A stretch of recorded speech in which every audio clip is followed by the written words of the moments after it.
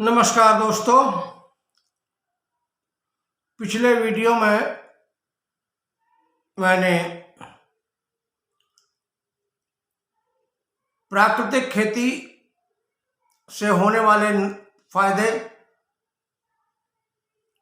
के बारे में कुछ अपने विचार व्यक्त किए थे।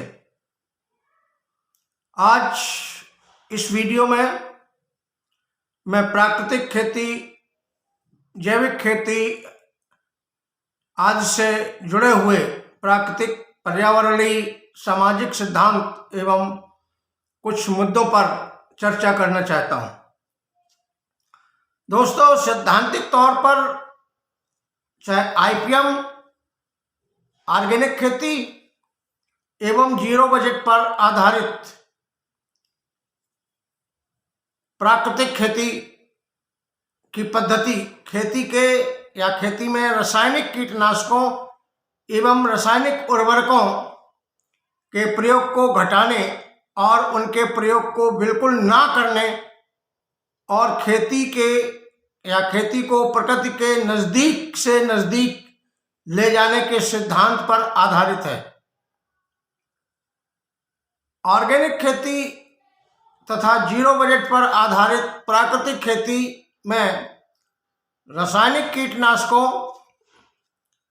के प्रयोग को ना करने की सिफारिश की जाती है तथा फसल पर्यावरण सिस्टम को क्रियाशील रखते हुए खेती की जाती, जिससे फसल पर्यावरण का संरक्षण हो सके और उसमें पाए जाने वाले सभी घटक या जीवाणु संरक्षित हो सके तथा वो अपना संपूर्ण योगदान या इष्टतम योगदान खेती करने में दे सके। दोस्तों, एग्रो इकोसिस्टम को सक्रिय रखना तथा संरक्षित रखना एक सिद्धांत है प्राकृतिक खेती का। प्रकृति में चल रही फसल उत्पादन एवं फसल रक्षा की पद्धतियों को स्टडी करना तथा उनका फसल उत्पादन और फसल रक्षा में प्रयोग करना। फसल रक्षा एवं फसल उत्पादन में रसायनों का उपयोग कम करना या बिल्कुल ना करना। जहाँ तक प्राकृतिक खेती की और ऑर्गेनिक खेती की बात है, इसमें रसायनों को, चाहे वो रासायनिक कीटनाशक हो या रासायनिक उर्वरक हो, इनके सभी का उपयोग नहीं किया जाता है।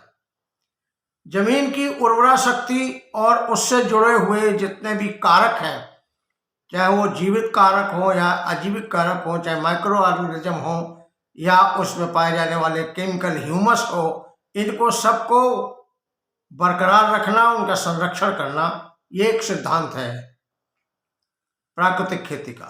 जमीन की प्रतिरोधक क्षमता को बरकरार रखना, पृथ्वी पर जीवन के अस्तित्व को कायम रखने हेतु मिट्टी, पानी, कार्बन, कॉस्मिक ऊर्जा तथा हवा के अस्तित्व को कायम रखना और उनको सुरक्षित एवं संरक्षित रखना, ये प्राकृतिक खेती के कुछ सिद्धांत हैं। रासायनिक खेती द्वारा रसायनों के दुष्प्रभाव से जो क्षतिग्रस्त हुए फसल पर्यावरण या फसल पारिस्थितिक तंत्र हैं, उनका पुनर्स्थापित करना या स्थापन करना प्राकृतिक खेती का एक विकल्प वैज्ञानिक सिद्धांत है। प्राकृतिक खेती भूमि के नीचे पाए जाने वाले पारिस्थितिक तंत्र में पाए जाने वाले विभिन्न सूक्ष्म जीवों का संरक्षण और उनकी वृद्धि में सहायक होती है। देसी गाय से प्राप्त मूत्र एवं गोबर तथा उनसे बने हुए विभिन्न प्रकार के इनपुट जैसे जीवामृत, घन जीवामृत इत्यादि प्राकृतिक खेती के प्रमुख इनपुट हैं। इसके अतिरिक्त जमीन में पाए जाने वाला देसी केंचुआ भी प्राकृतिक खेती को बढ़ावा देने में अपना विशेष योगदान रखता है। यह जमीन को पोला करता है, हॉलो करता है, जिसमें पानी तथा खेती के लिए आवश्यक तत्व जमीन के नीचे पहुंच जाते हैं और वह पौधों की जड़ों को उपलब्ध करा दिए जाते हैं। इसके अलावा यह केंचुआ पानी के संरक्षण में अपना विशेष महत्व देता है। यह एक प्रकार का प्राकृतिक वाटर हार्वेस्टिंग सिस्टम की तरह कार्य करता है।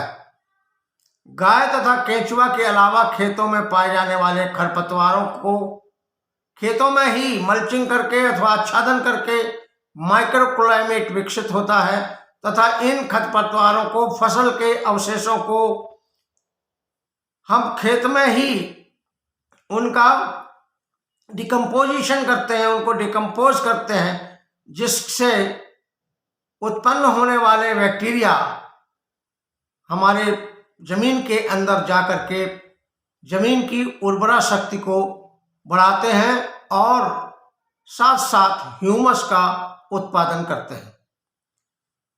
मिट्टी, जल, कार्बन या जैविक कार्बन, विभिन्न प्रकार की गैस जैसे नाइट्रोजन, ऑक्सीजन आदि, सूर्य ऊर्जा आदि भी प्राकृतिक खेती में अपना योगदान देते हैं।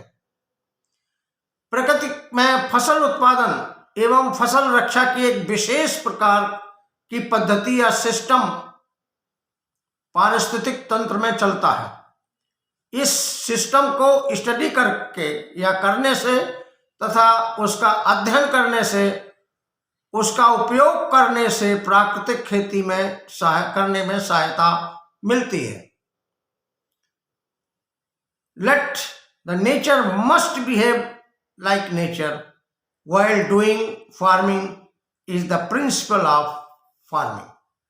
खेती का एक बहुत महत्वपूर्ण सिद्धांत है कि प्रकृति को प्रकृति की तरह व्यवहार करने दिया जाए। धन्यवाद।